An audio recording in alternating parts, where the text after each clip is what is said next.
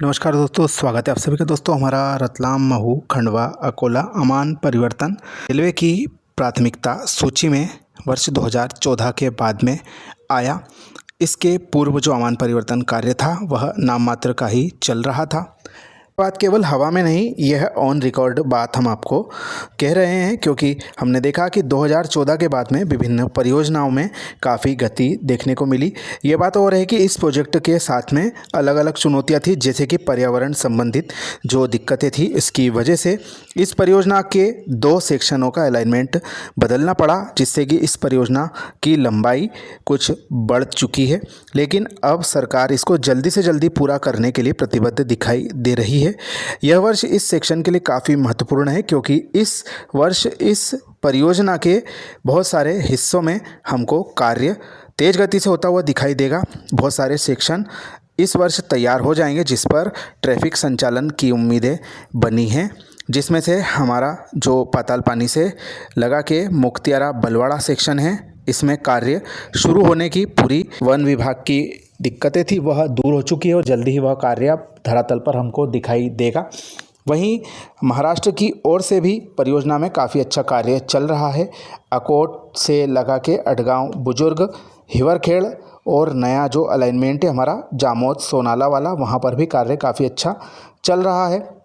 वहीं टनल को छोड़ दें हम, महाराष्ट्र राज्य और मध्य प्रदेश राज्य की सीमा पर जो बनने वाली है, उसके अलावा उसरनी से लगा के खकनार कला से जो हमारा खड़की स्टेशन है, वहाँ से लगा के तुकईथड़ के बीच में तो ट्रैक डल चुका है। बाकी खड़की और खकनार के बीच में कुछ कार्य होना बाकी, वह भी जल्द पूरा हो जाएगा।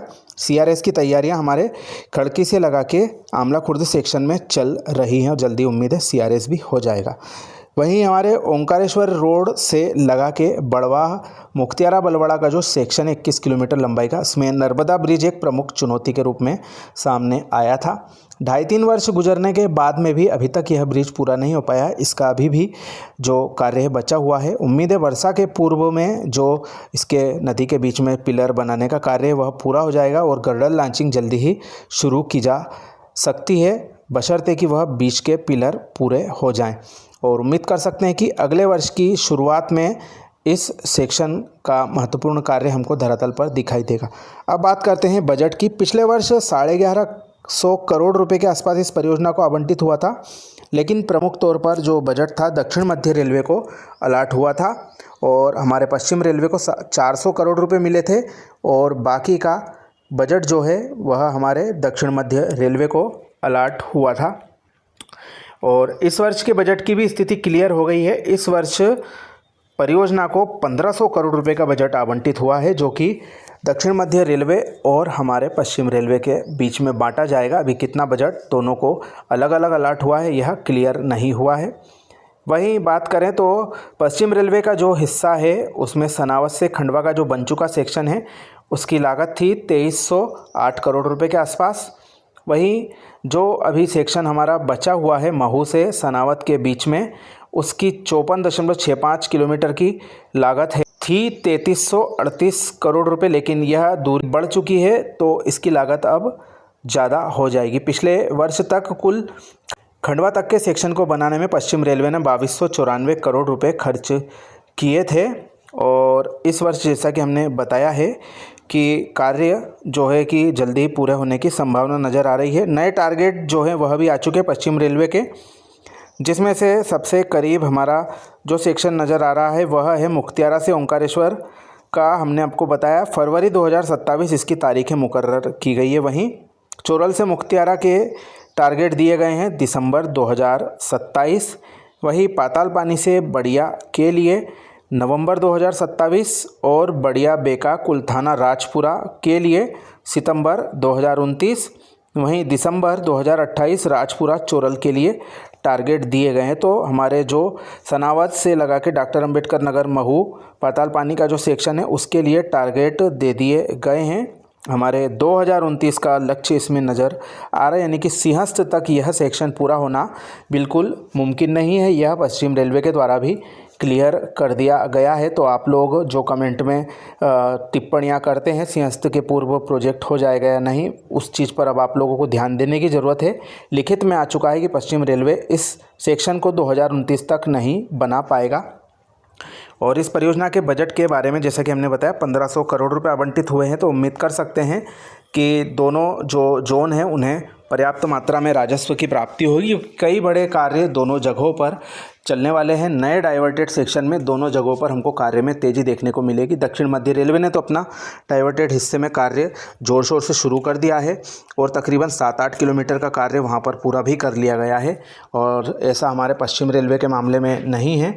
वहाँ पर वन अनुमति की वजह से कार्य अटका हुआ था और लगातार नकारात्मक खबरें हमारे जो रेलवे लाइन के बारे में आ रही हैं। आज भी एक प्रतिष्ठित अखबार में इस बाबत खबर छपी है। खैर, हम उस खबर का विरोध नहीं करते हैं। पर्यावरण बचाना भी रेलवे की ही जिम्मेदारी है, लेकिन एक तरफा खबर छापने से भी बचना चाहिए। तो पश्चिम रेलवे के विभिन्न प्रोजेक्टों की बजट से संबंधित जानकारी हमारे पास आ चुकी है। हम टारगेट बुक जो हाल ही में प्राप्त हुई है उसके आधार पर हमारे फोकस वाले प्रोजेक्टों की जानकारी आप सभी के लिए लाएंगे, जिसमें कि प्रोजेक्ट की वर्तमान स्थिति की समीक्षा के साथ साथ बजट की जानकारी भी आप सभी के लिए होगी। इसलिए जो हमारी विशेष प्रस्तुतियां हैं आगामी 2-3 दिन में हम मध्य प्रदेश के जो प्रोजेक्ट है उन पर फोकस करने वाले हैं, इसलिए हमारे साथ में बने रहें। अन्य जगह के लिए भी विशेष प्रस्तुतियां जानकारी प्राप्त होते ही आप सभी के साथ में हम शेयर करने की कोशिश करेंगे। बहरहाल जो हमारा महू सनावद खंडवा अकोला अमान परिवर्तन है यह काफ़ी महत्वपूर्ण प्रोजेक्ट है और इस हिसाब से जैसा कि वीडियो की शुरुआत में हमने आपसे कहा था, रेलवे और केंद्र सरकार का फोकस है कि जल्द से जल्द इस महत्वपूर्ण कनेक्टिविटी को जोड़ा जाए ताकि जो उत्तर से दक्षिण भारत का एक महत्वपूर्ण रास्ता है वह फिर से अस्तित्व में आ जाए और वर्तमान जो रूटों पर ट्रैफिक बढ़ा हुआ है उसको कुछ हद तक कम करने में निजात मिलेगी। साथ ही एक छोटी कनेक्टिविटी इस पुराने रूट के माध्यम से उत्पन्न हो जाएगी। आप सभी को ज्ञात है यह हमारे दक्षिण भारत से उत्तर पश्चिम भारत को जोड़ने वाला बहुत पुराना रास्ता था। मीटर गेज का यह रास्ता था, लेकिन अमान परिवर्तन की वजह से कनेक्टिविटी अब छिटक गई है और लंबे रास्ते से होकर दक्षिण भारत की यात्रा सभी को करना पड़ रही है। और उम्मीद जताई जा रही है कि केंद्र सरकार जो अपने कार्य करने की गति है इस प्रोजेक्ट में बढ़ाएगी, तब जाकर यह प्रोजेक्ट धरातल पर आकार लेते हुए नज़र आएगा। क्योंकि जो विभिन्न सेक्शन हैं उनमें कई बड़ी बड़ी सुरंगें बनानी हैं और सुरंगों को बनाने में काफ़ी समय लग जाता है। ऐसे में यह जो टारगेट है यह आगे ना बढ़े, इस हेतु मॉनिटरिंग की जानी बेहद आवश्यक देखी जा रही है। उम्मीद है केंद्र सरकार अब इस बारे में ध्यान देगी, प्रोजेक्ट समय से पूरा हो इसके लिए विशेष प्रयास करेगी।